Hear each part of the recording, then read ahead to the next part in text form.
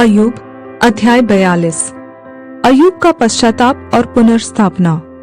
तब अय्यूब ने यहोवा को उत्तर दिया, मैं जानता हूँ कि तू सब कुछ कर सकता है और तेरी युक्तियों में से कोई रुक नहीं सकती।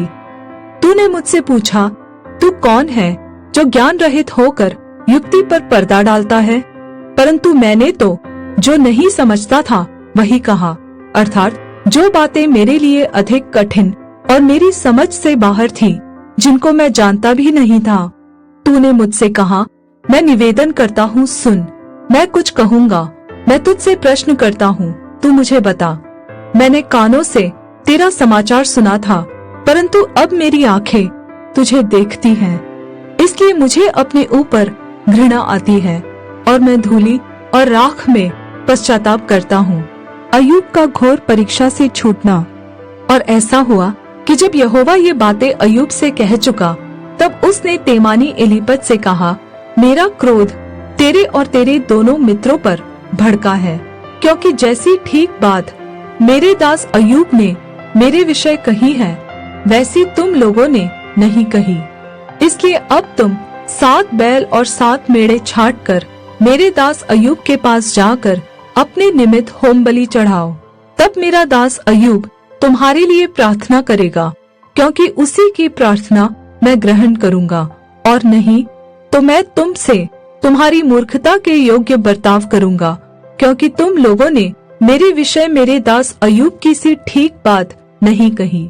यह सुन तेमानी एलीपज, शूही बिल्दद और नामाती सोपर ने जाकर यहोवा की आज्ञा के अनुसार किया, और यहोवा ने अय्यूब की प्रार्थना ग्रहण की।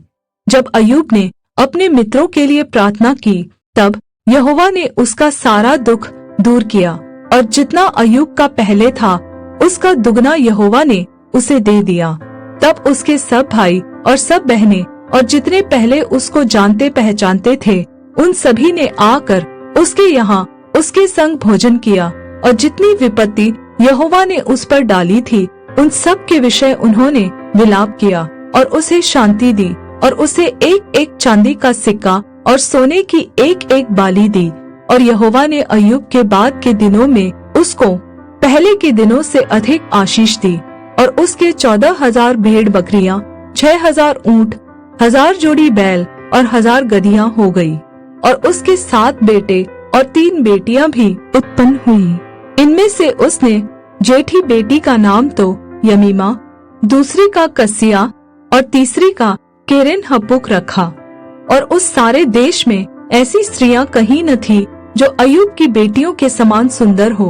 और उनके पिता ने उनको उनके भाइयों के संग ही संपत्ति दी। इसके बाद अय्यूब 140 वर्ष जीवित रहा और 4 पीढ़ी तक अपना वंश देखने पाया।